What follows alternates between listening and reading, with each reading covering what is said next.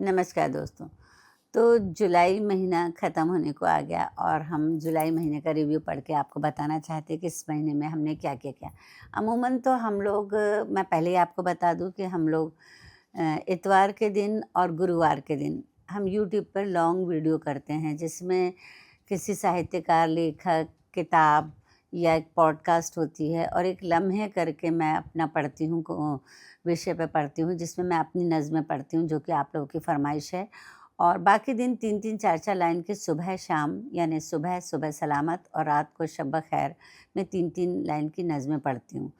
तो इस बार हमने जुलाई की शुरुआत में ही सुबह सलामत और शब ख़ैर से शुरू किया था और उसके बाद हमने सबसे पहले विषय लिया था यूट्यूब पर स्त्री आज़ादी के बदलते मापदंड, कि मतलब ऐसा लोगों का मानना था कि स्त्रियां बदल रही हैं, पर मुझे ऐसा लगता है कि कुछ ख़ास नहीं बदला है। माहौल थोड़ा-सा बदला है और अब पहले जो बातें सामने नहीं आती थी, वो सामने आने लगी हैं। इसके बाद मैंने लम्हे करके अपना एक लिव इन द मोमेंट करके किया था।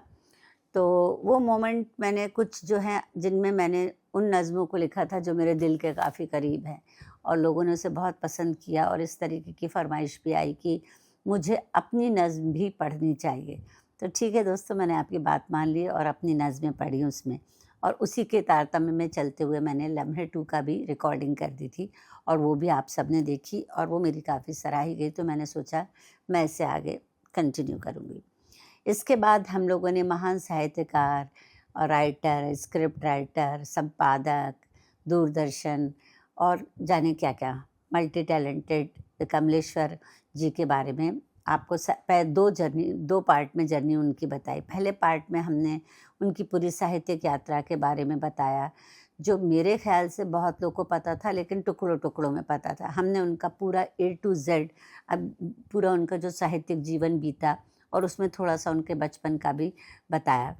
और लेकिन पार्ट 2 हम लोगों का बहुत अमेज़िंग रहा, बहुत ही अमेज़िंग रहा, क्योंकि कोइंसिडेंटली हमें कमलेश्वर जी की पुत्री से हमारी मुलाकात थी। हम काफ़ी अच्छे दोस्त भी थे, तो हमने उनके साथ एक पॉडकास्ट किया, जिसमें उन्होंने अपने पिता के साथ के संबंध और पिता के नेचर और उनके लेखन कैसे होता था, उनका नेचर कैसे था, जैसे और पिता रहते हैं वैसे ही वो भी थे, वैसे ही वो भी अपनी पुत्री को प्यार करते थे। हमने उसमें वो बताने की कोशिश की और उसको लोगों ने बहुत सराहा, बहुत पसंद किया। इसके लिए मैं आप सबका शुक्रिया अदा करती हूँ और ये पार्ट 2 जो है बहुत सक्सेसफुल गया और जो ये बताता है हमें कि हमें और पॉडकास्ट करनी चाहिए। मेरे मुझे ऐसा लगता है कि मुझे बहुत भाग्यशाली हूँ मैं कि मुझे बहुत अच्छे-अच्छे लोग मिलते रहते हैं, साहित्यकार, लेखक, पत्रकार और जो भी इस दुनिया लेखन की दुनिया से जुड़े हुए लोग हैं, तो मैं उनके इंटरव्यू अब इस लेवल पर मैं हूँ कि मैं उन लोग का पॉडकास्ट डालूँ। आपकी इस विषय में क्या राय है? ज़रूर मुझे बताते रहिएगा और पूछते रहिएगा एक-दूसरे से और क्या कह रही है ज़िंदगी?